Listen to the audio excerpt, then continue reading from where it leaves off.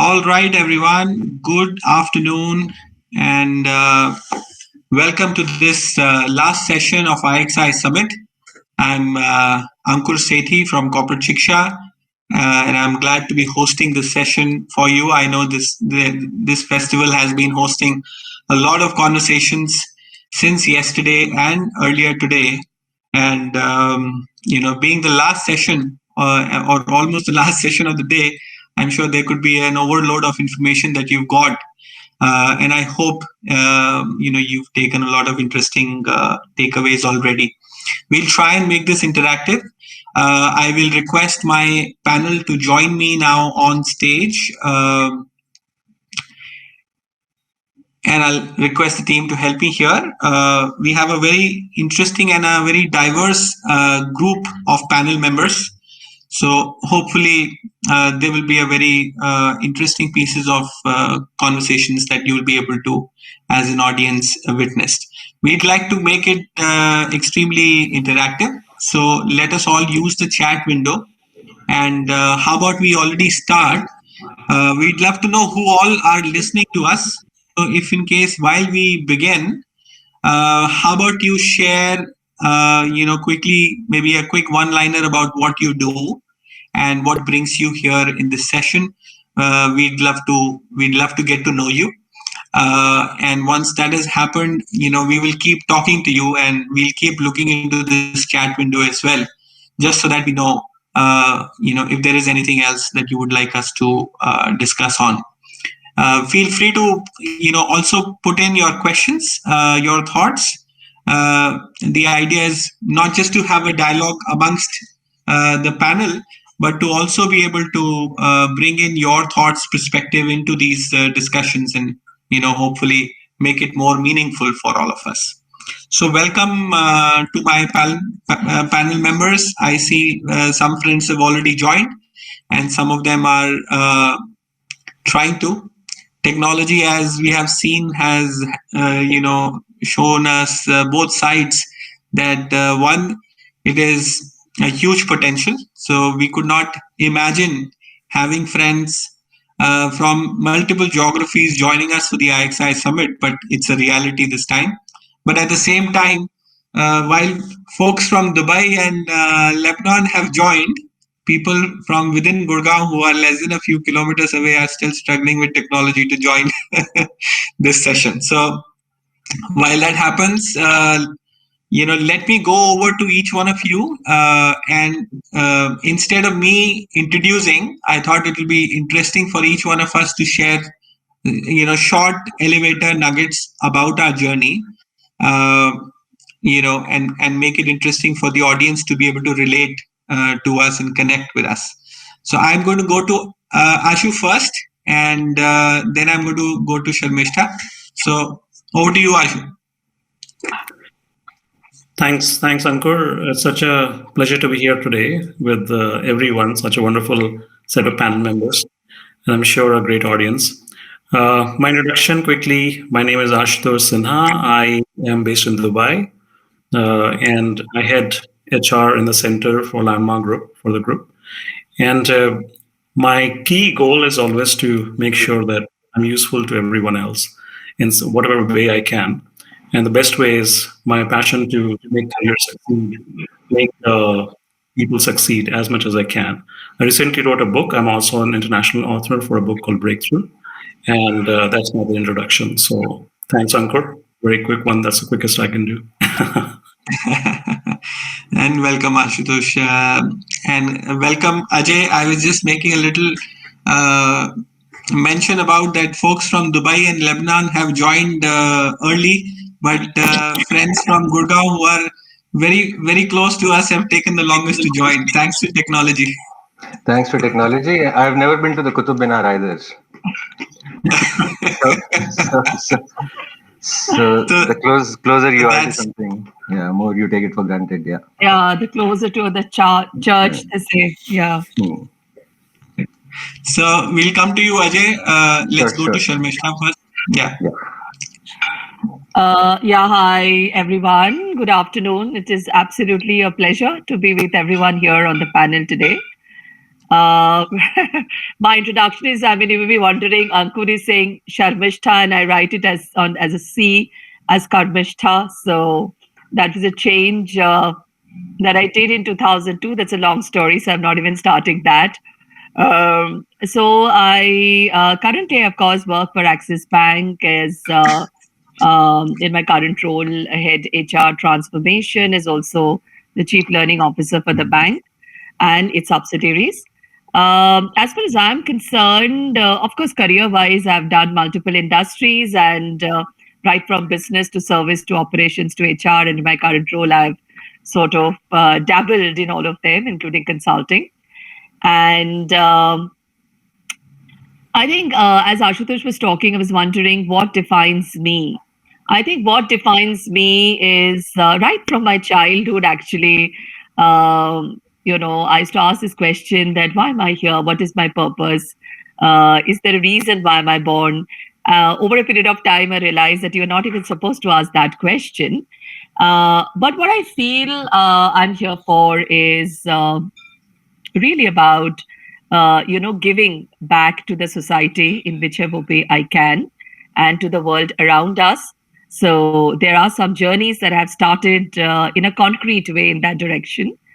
So maybe we'll bring that up while we're discussing. I also cherish the role that I cherish the most is the role of a mother. I'm mother of two kids. My son is doing his MBA now. My daughter is studying she's doing her undergrad in Warwick, and my husband is an entrepreneur. So that's about me. Fantastic. So from a best-selling author in Ashu to a future best-selling author in Sharmishta. Oh, I love that. I have to learn things from Ashu. Thanks, Ankur.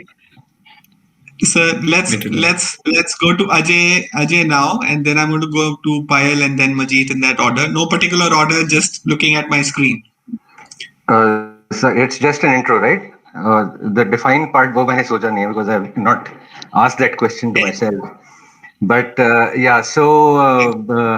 started off my career with the Steel Authority of India, Durgapur Steel Plant.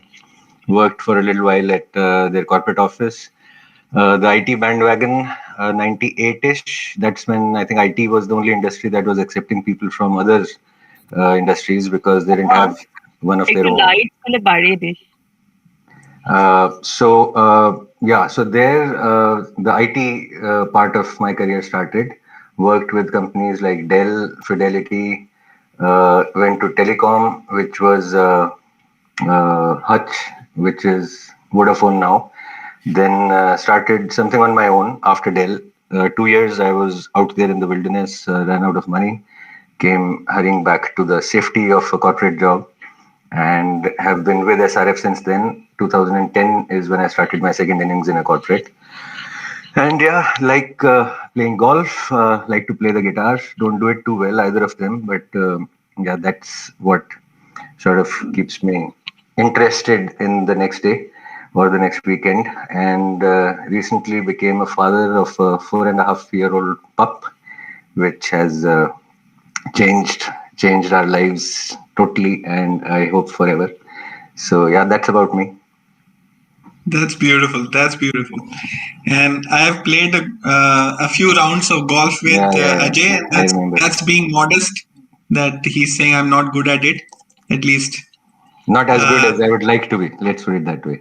Exactly. Great. Thank you for joining, Ajay. Thanks. Pleasure. Sorry, Ashutosh, you're saying something? No, I was saying that we have some interesting commonalities. Good to discover on the platform quickly. Okay. Started off myself with steel in my career, so that's a good one. We'll probably catch up on that. Bhilai Steel Plant. And golf, definitely. Next time when I'm in Gurgaon or you're in Dubai, let's have a game. This will be good fun. Yeah, the former is more likely. So we have a 3-ball already. One more can join. So let's go to Payal. Good afternoon, everyone. The first commonality with Sharmishta being, I start off saying I'm the mother of a 19-year-old, and that has been perhaps the biggest learning throughout life. After becoming a parent, I think I became a real student of life. On the career side, I really wanted to be an air hostess because I thought nothing better than flying around the world. Wasn't tall enough, so didn't succeed in one, and ended up getting into the travel business on the on-ground services, and then moved on to work for the Taj Group of Hotels, which I think has been by far one of the best things that happened to me, because I think they just take such great care of their employees right from the induction and training. They taught me something which is called the organizational culture, and that term always stayed with me. As luck would have it, I moved on to another leg of the service industry in the relocations and removals business. Worked for an organization for just a little short of 2 years, and God knows how, decided to do it for myself. Reasonably successful boutique removals company I was running 6th, 7th year, and ended up meeting a larger French group at a conference in Washington, DC. And they came back and wanted to buy my company. And the first reaction was, no way, this is my baby. But then looking at the 70 to 80 employees I had, I realized probably the larger group would give them a much better umbrella to work under. And they wanted me to sign up as a director in India with a contract for 5 years, which I refused to sign, say I cannot be bound by something. So if you look after me, I'll probably stick around. And I've now completed 16 years with them. So here I am, still doing the same thing, heading their India operations. Beautiful story. Absolutely. Thank you, Payal, for joining us. I love the diversity of experience on the panel. I think we'll have fun. And just a quick note of announcement again before I go to Majid. All of you who are listening in, feel free to also drop in a little one-liners about what you do. Would also love to read up as we chat, and also send in some questions or directions that you want the panel to take up. Happy to make this as relevant for you early on and not necessarily at the end of this session. So over to you, Majid. Looking to learning something interesting about you, your journey. Thanks, Ankur. I'm not planning to write a book as a start, just to set expectation. So my name is Majid Al-Naimne. I'm the VP of Higher Education and Corporate at Pearson Education. Previous experience, a commonality with Ajay, I was also in telecom. So I did some few years in telecom, and then some few years in consulting, and then media before moving in education 5 years ago. Worked from the Middle East. I'm based in Saudi, but currently in Lebanon because my family is here. So worked in the Middle East, but also worked in Europe, France, Spain. I did work in India for 6 months projects in Gurgaon, actually, and also worked in Africa. One thing that, I did my first mountaineering experience a couple of years ago, just before the COVID. And I went to the Mont Blanc, tried to climb the Mont Blanc. It wasn't a success, but it was an amazing learning experience, not only about mountaineering, but about also myself and pushing a bit more the boundaries, I would say. So that's a small fact that you don't know. I'm here, to be honest, I'm here just to share and learn from this wonderful panel and to hear about experiences of other people. Thanks. Fantastic. Thanks for joining. And Majid, this is Majid's and Ashu's weekend. So thanks for taking the time despite the weekend for you. Quick note about myself, for the benefit of the audience. Now, all of you already know me, but just for the hope that there are some people listening in as well. So I started my career back in 2001 in Citibank as feet on street selling credit cards in Delhi NCR. When Gurgaon was coming up, I used to travel to Gurgaon quite often. And at that time, what was unpopular and unplanned seemed planned in hindsight when I look back. I did every time I switched a job, it was a different role as well as a different industry. So, probably got a width of experience, saw a world from different lenses. And then, like many of us, had an intention to do something of my own, and which I deferred. And one fine day, I took a call that let me see if I can do something on my own, and can't claim success anytime soon. But as I was listening to some of the people yesterday, that survival also needs to be celebrated. So I started on this journey back in 2013. So this is our 8th year. So at least, if not anything else, we can celebrate our survival. So that's just a little bit about me. I also live in Gurgaon, a struggling golfer as well, a lot worse, or Ajay is a lot better than me. We played together. I have 2 kids. My daughter is 2.5, and my son is 6 months. So I'm enjoying my newly found meaning in life through them. And so moving on, I once again thank you all of you for joining. Now the topic of the discussion is how do you really look at the changes in both education and work, moving digitally. So both jobs and learning and skills and education, whatever we call it, is moving online at a very unprecedented speed. But having said that, let's think through what really is changing, or in that lens, it may seem that the world is changing, but maybe some things are not changing. So, let's just think through about in your unique context, and all of you 5 leaders are coming with a unique context.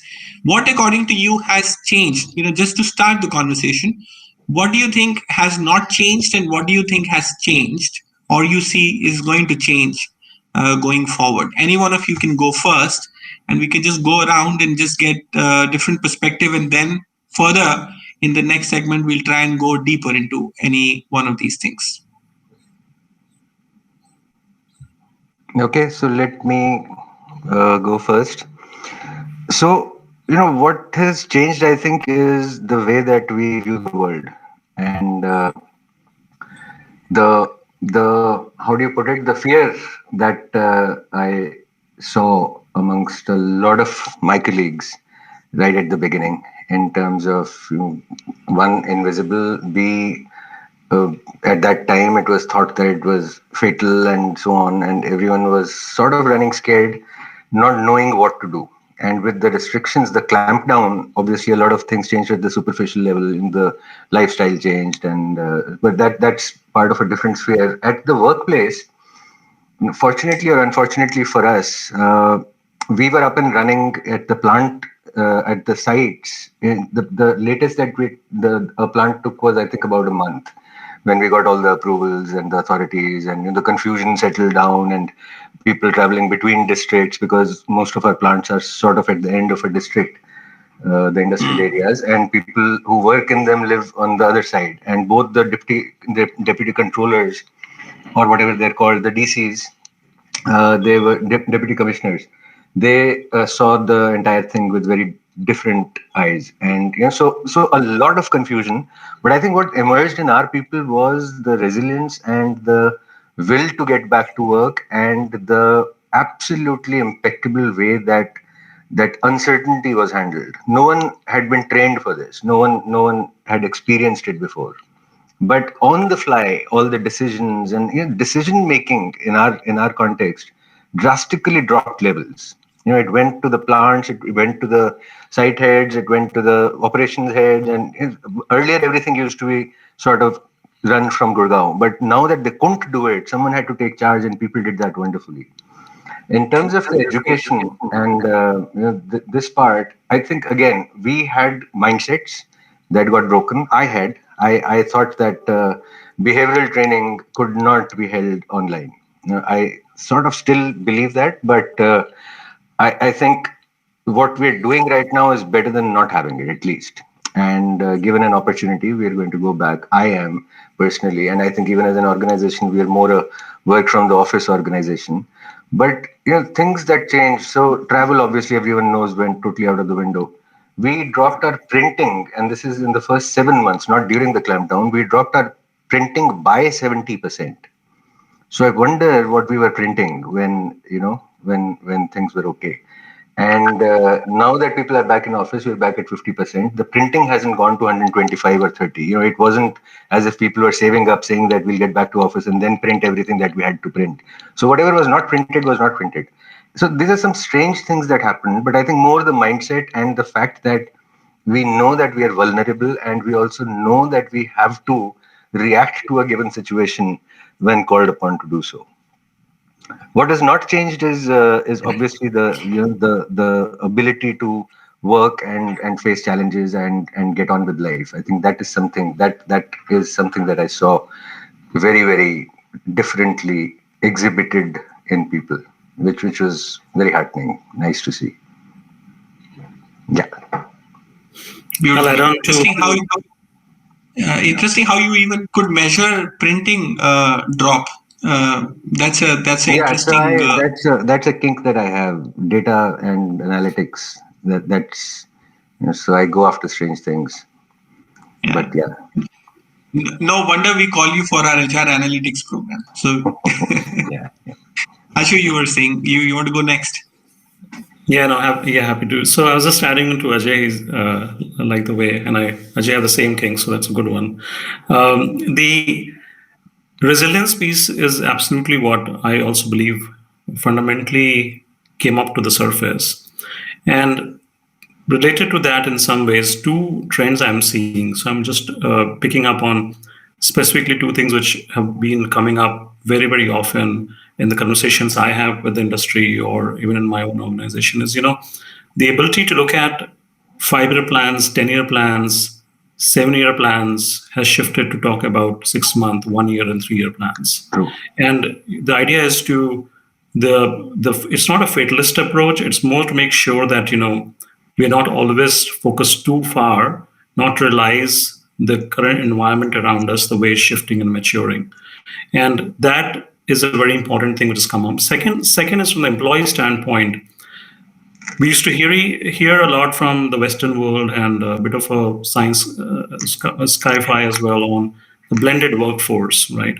That's coming up very fast and quick now. So blended workforce, when I say the bots are no more, a physical reality to come, but they're more like the programs are bots as well, as we know. So it is going to be in the next, I think, 2 years, 3 years, we're going to see a lot of normal employees seeing the left and right, the new generation employees coming from campuses will notice that they are working along with bots and not using bots only to service them.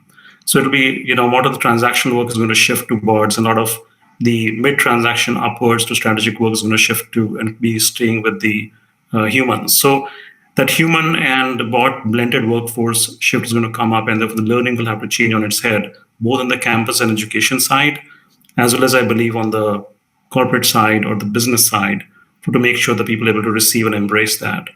Third, obviously, being the fact that the senior executives, CEOs who have been there for many years, and we may have 25, 30 years experience, but what came out very strongly is that whatever has got us here, and it is obviously a bit of a cliche term, we've heard this before, is not going to get us forward. And therefore, what it means is that the learning does not just apply to the younger workforce, but equally and strongly and much more to the senior executives as well. So those are the three elements which I could spot as trends coming up and what's going around. Excellent. Yeah, I can go next. So very interesting perspectives from both Ajay and Ashutosh. So my last organization before this was M&M, so which is manufacturing and now financial services. So I'm of course in touch with them, and of course I see what's happening here. So I thought the first biggest change, and I think Ajay also touched upon that, has been the way the leaders have really rebooted themselves. There's a lot of rebooting that has happened. So, for example, our MD, who is, of course, Dr. Goenka, I mean, an amazing man, right? The father of Scorpio and also XUV 500. So I used to work with Pawan very closely, a very open leader.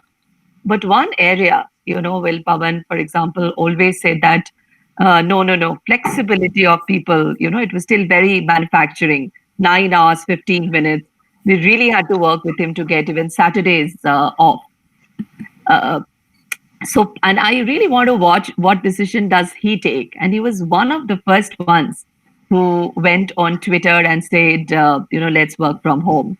And they've still not started getting back to work while the world has opened up, letting people take those decisions. So I thought rebooting, to me, this is a great example. And I remember once Anand even told him, and we were 5 of us in a meeting, Pawan, do you want to do this? We're not ready for it, Anand. So that's a big rebooting I would see that has happened. Second, that is the point that Ajay touched upon, that decision making has gone down, and some of us have always been a strong proponent of that. It's a delight. And you know why it's a delight? Because it is really giving birth to a much stronger and a confident, workforce, Right. and also a much stronger and a confident India, I would say, and I'm sure across the world as well. That's what we see. So that's, I think, very delightful. Coming quickly to organizations, I think one of the big strides I think organizations are making, along with agility and resilience, is organizations who are gearing up such that, where you are really focusing on sustainability behaviors, be it with the diversity and inclusion, be it with the overall, development of capability. I'll come and quickly touch this point. Also, overall employee well-being and safety. Those sustainability behaviors are really going to be the future differentiators. Someone was asking me the other day. So I said, adaptability and resilient, they are now the new normal. And then what are the differentiators? That was the question. So the differentiators really turned out to be the sustainable behaviors, how really you can do that, and how clued on leaders are on an everyday basis almost to shape the future, be it digital technology, be it the leading the hybrid workplace, be it delivering, of course, continue to shareholders value, etc. But shaping the future almost like a continual basis. It's no more continuous. So these two, if organizations can manage, can become a big differentiator. Coming to your question of education, so since I lead that space now, lots have changed. Lots have changed, and what we are realizing is people are responding well to new forms of learning. I personally have realized 2-3. So whenever you are doing self-development, when you are doing self-reflection, they work beautifully on the virtual mode, right? Because you're really in your own space and you are doing it. It works, I feel, much better. I've done Harvard's, MIT's of life, thankfully. But this works much better when I'm sitting at my home and I'm doing my self-reflection. Where we may need to, even skilling, if you can make it application oriented, case study oriented, discussion oriented, we are constantly immersing and taking feedback, and we are 80,000 strong of us. People are loving the skilling happening in that format. For what we may still need to feel the need to go back to the classroom is when we are really driving change, when we want to come together and bring in innovation to solve some, critical business problems. The collective energy and all of that together to maybe, in my view, so far is emerging as areas where it's changing. Data, tech, AI, I think is becoming extremely important, and it is going to shape how fast we can move and, help the organization grow further. So these are some of the very interesting trends that sort of one sees. Last point, when I was, we discovered this, future of work. I was doing this work, I think 2016. And it said that the organizations which are going to survive, it's going to be the world as if it's going to be like barbell shaped. So on one hand, it's going to be very fast, nimble, agile startups who will survive. The other ones who will survive is really large organizations who are very digitally oriented. right? Today, it is so true. We saw what's happening with Amazons and Googles and Facebook of the world. So, yeah, it's becoming a reality for all of us. Interesting. And I'm going to come back to you to go deeper into, from a learning standpoint, go back to those 80,000 people. But let's go around and then we go back to this. So whoever wants to go next. I'm happy to go next. Please. Yeah, I think. I mean, I totally agree on the adaptability and resilience, but I also think that another important qualities that we've seen was empathy and support, and this across the whole organization. If you look at us as an organization, I mean, our CEO right from the beginning comforted the employees that there will be no redundancy, that there will be no impact on salaries, no downsizing, giving flexibility of working from home for almost everyone. And this is not only at his level, I think it goes across the entire organization, right? I think managers started quickly to do those virtual coffee, starting to care more about the well-being of the team and the employees, reaching out. HR also came up with a lot of different programs to make sure that everyone is able to work from home. So I think those are very important to be able to give the team and the employees the chance to be resilient and to be adaptive, etc. I think also, yes, I mean, what changed is a lot of previous, I think, ideas. I mean, as a sales organization, for example, I mean, I'm in the sales part. So as a sales organization, we would think that sales wouldn't happen online. You need that touch. And it's true, not all of it will happen online, but there is a big chunk that can happen, right? And we were able to still drive revenues. And I guess, yeah, this depends on the industry, etc. And if I go now to the education, because this is what we're doing, it was very interesting to see the different reaction in the different countries that I managed, that I cover. You would see country who moved quickly to online digital, even without making sure that everything is in place, and they just move the classroom into an online classroom, which will never work, right? But you also had other countries which just postponed the entire academic year, and people stayed at home. And even when we were still at the beginning of the pandemic in March, it was interesting to see that when we were close to the fall semester in September, a lot of university and a lot of professors were still resisting the idea of online, and a lot of them were still waiting to order books from us. And we were telling them, like, have a plan B. No, we're sure we're coming back in September. We'll order the books, and then last minute decision, as usual, government say all the learning will happen online, and it's like a disaster, right? I think as I just said, I mean, it's changed our life, right? I mean, you can speak a lot around what this changed to us in terms of things that we thought we couldn't be able to do, and in terms of also expenses, right? I mean, I think a lot of companies now, especially multinational, are relooking their entire real estate portfolio. Do we need offices after that we've proven to be able to work from home? And is the office will keep the same function? Is the office to go and sit on the desk and work, or will it be only now a space for collaboration, right? And then people will still work from home. The travel expenses which dropped for everyone, and now I think a lot is also rethinking that expense. I mean, do we really need to travel that much? So it is very interesting, and the entire. But at the end of the day, I think what matters the most is how we, as human beings, were able to adapt to that and to able to continue our life.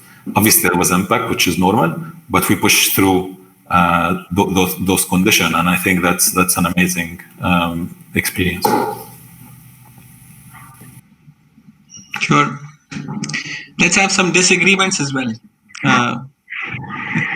Well, I don't think I can disagree with anything that has been said so far. And I think between the four people, we've got probably every possible viewpoint. And I wouldn't want to take too much time answering the same question. Just a couple of quick points. So I personally think 2020 has been the year of realignment. In whichever areas of our lives we needed to realign, we've managed to do that. So businesses have realigned from employers' point of view. I think we value our employees a lot more.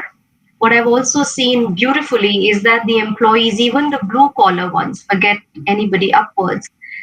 I've had people calling me and saying, "Thank you so much for paying me my salary." And I was touched, you know. I wasn't doing anything out of this world to just pay them for their hard work. So I think we've all learned some huge lessons in the process at workplace, outside of workplace. And I think it'll all be worth it if we remember them forever. So, like Majid was just saying, and I know that there is a side to it which was so reluctant to go digital. And while the younger lot, which for whom technology is always been so easy, we probably learned some other lessons. So I think we've all learned a lot of lessons in the process, and as long as we take them forward, I think we are all doing well. I mean, I've personally spent a lot more time with my team than I've spent in the last 15 years virtually. And at the starting of my career, when I started my company, I used to train people myself. And then over a period of time, I lost touch. And I used to miss doing that. And I used to feel some things in people missing, and I wouldn't say it, but I felt, oh my God, if I trained this person myself, this would have been different. The amount of time I've spent with my people during these last few months, and can you believe we've actually had the best possible reports, the best possible processes, because we could sit back and devote time to any missing piece. So I think all in all, this has definitely been a tough year, but there's still been a lot that we've gained, and I think we need to focus on that for the future. I give you back, Ankur. Absolutely, they're very, very great points and takeaways. From if you put the employee or a learner at the center of the universe of the workplace and skilling or education, the life for that individual has changed as well, drastically. And I'm not sure if it is for the better, right? People are, struggling to find proper workspace to sort of operate in. They're now trying to, they have kids now. They are, also become facilitators for kids education while doing work, while doing home chores. So, the life of an employee or life of a student has really become, quite difficult. And look at the amount of information load which is happening. So many meetings. When we were at office, life was very different, but now everything is calendarized, everything is measured. Like you can even measure, if Ajay is my boss, he can even measure how many printouts I'm giving. So from that context, what do you think are few things that probably as an individual, we need to do better to be able to not burn out? Because while there is so much happening, in an individual has only X amount of energy, right? So what are some ideas? And if you can share some experiences, would love to hear some stories of people in your organization who you probably would have witnessed closely, or your own story. How is that you have created or seen people create high level of energy despite all odds in this context? See, I think number one, the why. Let's see why this has happened. Why. So the distinction between a work day and my day, my rest of my day, that got blurred totally. So with the physical office, you got up, you got dressed, you traveled, you came in, you opened your laptop, you logged in. That was the start of your day. And you did exactly the reverse or exactly the same things in reverse order. And that was the end of the day. So whether it was 5:30 or 6:30 or 7:30 is a different thing, but there was a clear distinction between when I'm supposed to be working and when I'm not. Now what has happened is that you want to call someone and that guy is busy because he's talking to someone else, because now the communication channels are so, they've multiplied so much. Earlier you could talk to 10 people at the same time. You can do that now, but you could talk to 10 different people about 10 different things at the same time in office. You just walk in, half an hour you're done. Now you need to set up time, or you need to take a chance, and so on and so forth. So people now started believing that he's got his laptop at home. He is working from home anyway. So 9 o'clock, this invoice has come. Let me tell him to process it. And that guy is a junior guy, poor guy. He can't say no. So what we did, I think the other angle is that houses were never built to function as offices. And so you're struggling to find your space. Your son also wants your bandwidth, and he wants a room because he's good. And you say, okay, that is more important. I can go and do something in the other room. And the dog is barking, and the wife I'll not comment about. But so various things happened together, and we had to issue an advisory saying that, guys, especially if you're senior, please take cognizance of the fact that there is still a working day. You are not supposed to pick up your phone at 9 o'clock and say that please process this for me, because you wouldn't have done that a year ago. Because then mentally you were saying that, okay, this can wait till 9:30 because his office starts at 9:30. Now office is continuous. So we had to stop that, and I don't know how many people did that or not, but I think at least we made our intent clear that this is not appreciated. In the learning space, again, some data, the number of people who logged into the various whatever opportunities that we opened up in terms of the LinkedIn Learning and the Udemy's and the whatevers of the world. So there was a 60% hike in the people who went there, but only 8% ended up completing courses. So I don't know what that means. Whether they didn't find it engaging enough, whether there are other priorities, or whether they felt that it wasn't working for them.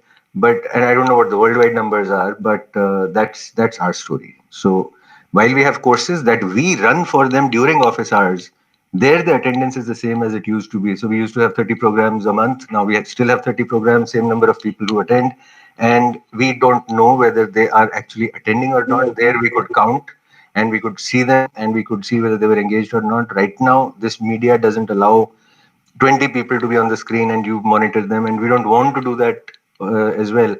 So efficacy, I don't know whether it's efficient, because now we cover more, because we could get 20 people into a room, we can get 40 people on the virtual platform.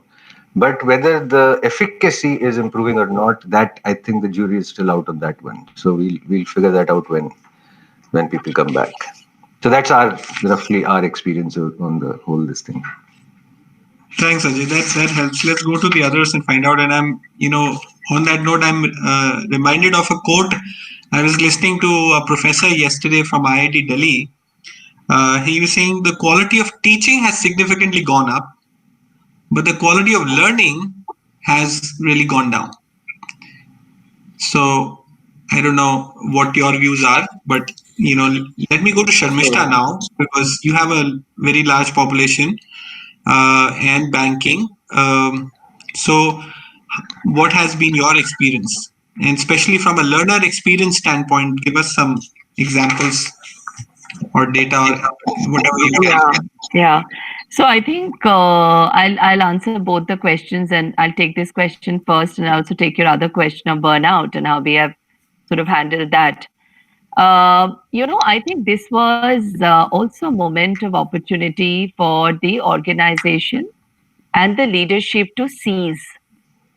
So I have to consider ourselves extremely fortunate that we had a CEO at the top, and we are a knowledge industry, right? So if we have to become, which we are gunning for, to become the most coveted bank in the country, private bank, we have to sort of, focus on getting our people up the curve. So we got the first question when this happened, and he said, Sharmishta, we need to speak. What is your strategy? I know we have just signed off the strategy for the next 3 years. So what are you going to do? So the support that came from him and the rest of the leadership. So for us, we have really been able to move mountains as a result. So what we have been able to do is really, really institutionalize a learning culture.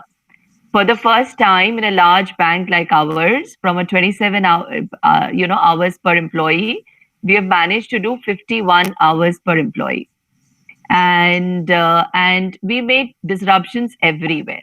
We disrupted the way we inducted people to the organization. We seized the moment, right? So we, earlier my team was struggling to get the induction within the first 90 days of joining, and people are like joining like how many in a month, because we also have a little bit of a churn and attrition, about 19, 20, 23%, and we are also growing. So on a base of 80,000, that, it's a very interesting situation to be in. So now it's a little bit gone down to maybe 13, 14%. So we disrupted the induction. So we went online. We said, let's try with bite-sized modules of 2 hours every morning for 7 days. We got, what we could not do earlier, because if I'm doing it in a physical place, I cannot bring that consistency. I can't get leaders to travel there, talk to them, etc. But now my leaders logged in. Of course, MD, we got a video of his. The other leaders, we also have value realizers, like 1,000 of them in the company, or 70,000 identified. We are now using them in rotation. They come and they interact with these people. And the new joinees are loving it. I do a 45-minute session every week. I take time out now. I asked them, first I asked for feedback. They said, ma'am, this is so unique. Or Sharmishta, this is so unique. We've not experienced this in my earlier organizations or, where I was. Because then they would have started their work there before the most cases. I think it helped us to build a different kind of cohesion, right from the start, a sense of pride, belongingness. We have been able. At the induction, for our existing people, so upskilling agenda, we really, really drove hard, especially when things were slow in the first 4 months. We really went ahead and drove that agenda hard for 50,000 people. Our teams did a lot of work. We moved, like Majid said, from classroom to virtual. It's not the same mode. We had to do learning as infotainment. We said we're going to do learning as infotainment. Let's create happy classrooms. What did that mean for us? That meant the knowledge you learn outside the classroom, in the classroom, it's application. It is simulating the customer situation inside the classroom. That's the conversation all about. It is about peer learning. Who has solved these challenging problems? Like Majid said, he also went and said, no one's going to lose the job. We are going to be thriving. And we were all like worried that hope we'll be able to keep up to these tall promises, right? And then if we did not reskill, helped our people to learn virtual selling, for example. Help our people to understand customer psychographic at this point in time. And how do you pick that up? How do you then pitch your conversation? How do you communicate better? So all the range, right from, and a lot of it was psychological, behavioral, and also other forms of skilling. So we also took opportunities to really skill them on strong banking areas as well, because they started responding well. So it really helped raise the bar. When I took feedback a couple of weeks back from our people, the line leaders, we worked and we really came together as a tripod. The business, the learning partners, the external partners, and HR partners, we all came together. And we took feedback and we started doing meetings with our leadership, etc. What's going? MD was tracking. In the middle of COVID, he says, I want 88% of my people to be silver certified. It's a learning journey process that we have. Of the frontline 50,000, I'm going to take it in my BSA. So everyone sort of supported.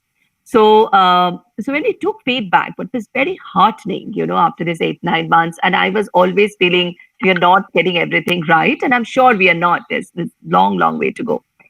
But the feedback that I got from them was very endearing. They said it showed we care, and it made our people so much more confident. They feel more courageous now to go out and meet the customers. And that has been such a big help. So very, very endearing. And we are, of course, now moving to make social learning, digital learning, mentoring, and platform-based learning, self-learning, all of that as a way of life. We took this opportunity also to develop our leaders big time through our third initiative called Leadership Collective. And, we just realized that we have to get the fundamentals right. They are all responding so beautifully.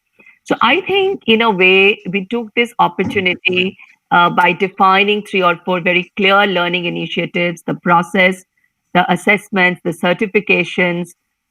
We did consequence management, we did recognition, we really set a culture right. We seized this opportunity to set a culture right like it has never been done before. So for us, I read it many years back that when the World War happened, people who could seize those moments are the ones when World War was over, really made great strides. And I see not only in our areas of learning and transformation, behaviors, everything, lots of stuff happening. It's very hard to communicate that in 10 minutes, but I think I want to really watch out that if this is what we could achieve in many other areas as well, what does it mean for our organization going forward? But for me, we really seized and set a culture right, which was languishing to get set right for 10 years, if not 15. So we could manage to do that within a year's time. And it means a lot for us because we are a knowledge industry. And one thing that they talked about Axis Bank, they'll say open and very nice, but your people could do better with respect to process and knowledge and other things. Yeah, Ankur, over to you. Yeah, no, I'm just looking at the clock. We have 5 minutes left. Yeah. But yeah, I completely agree with you. Necessity is the mother of invention. Got tested here, right? All of you have given examples. I'm going to quickly go to the others. And, while we just have 5 minutes, I wanted to spend, some time to also get your probably final thoughts. This was a very, very fast session, but some final thoughts on how has it been for your own self? The proof of the pudding is in the eating, right? So when we say online learning and online workplace, you've also been individuals going through all of this while you were mandated to solve other people's problem, being leaders in your organization, but you also went through it. So how have you been investing for your learning? And a quick yes or no answer. Now, do you believe online learning is going to be your go-to option? Or do you think after the pandemic is over, you will prefer the classroom? Ankur, may I take the liberty of going again? I'll just have 2 sentences. Go ahead. I need to. We have a week-ending meeting, which I can't.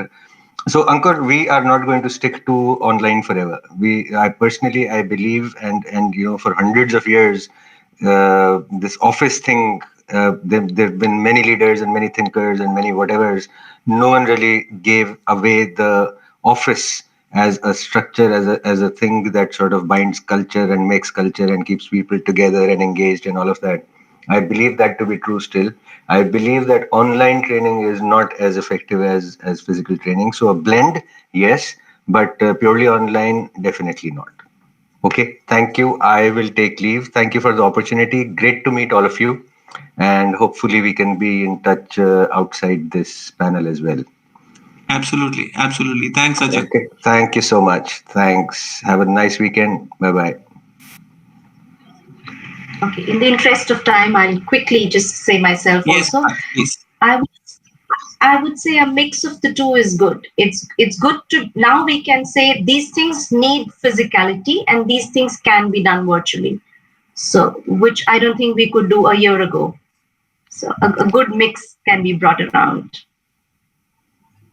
So no yes or no answer. I feel that, there's a very quick statement here. The COVID has also given its gifts. It's a little controversial when I say that. And the gift says that the way I look at it is, while initially it blurred the lines between online and physical, but now it's got a little more structure and people have got used to it. And this is not something which is going to not recur. Bill Gates said somewhere that, phenomena like these are going to keep coming back.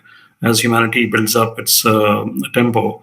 So the bottom line being is we can't avoid the fact that online is very much a part of the greater learning which we're going to live with. And therefore, more structured we get, and I've done that for myself and the teams, as we move things to platforms which were blended, at the same time structured, the delivery first got kind of slightly unstructured and thrown across, like it happens in a battle because of the sudden onslaught of the COVID. But as things are coming back together, it's got more structured, it's delivering better. And people have now come back with a sense of hunger and a sense of purpose now. So that's a big shift also, where there is a hunger to learn versus being forced a capsule to learn. So that's my closing statement. I think have you seen that as well, Majid? Would you agree to that statement? Yeah, so I think when we say online, there is a big difference between synchronous and asynchronous. I think that's make a huge difference in the experience and what you're trying to learn. I think, as my colleagues said, my peers said, the important point is what topic are you trying to learn, and then who's the audience. And I think based on those two, you can then have categories of face-to-face, blended, online synchronous, or online asynchronous. And that will be, at least now we know that online can work. And obviously face-to-face in some cases has an advantage. So then we can build our training catalog or our training plans on those lines. So yeah, it's a mix, as everyone said before. Thanks. Sure. Sharmishta, you have the final word on the other question that I asked you, which got left. The burnout or the online? Yeah, the burnout. Yeah. The burnout. Yeah, I think mindfulness, is been a big support to myself, and hence we brought this to our organization and offered it to people across levels, and right from induction to leaders across levels, be it in the form of meditation, yoga, and other forms of reflection and mindfulness solutions. That really helped our organization in a big way to manage the burnout. And I've seen young people who were initially not sure, and how they've become converts and using it to their advantage and their families. I think that's beautiful. That was really, really wonderful. Great. So on that note, this was super fast. Thank you so much for joining and sharing your very insightful personal stories and perspectives. I think the way I look at it is, the last 11 months have given us a very clear reflection of what are the possibilities. And the possibilities are endless, both positive and negative. And it is for us to, have the right mind to be able to, approach any situation, and forget preempting what's coming around the corner.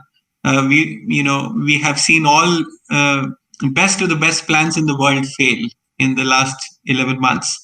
What you have shared about resilience and the mindset, I think that's the core.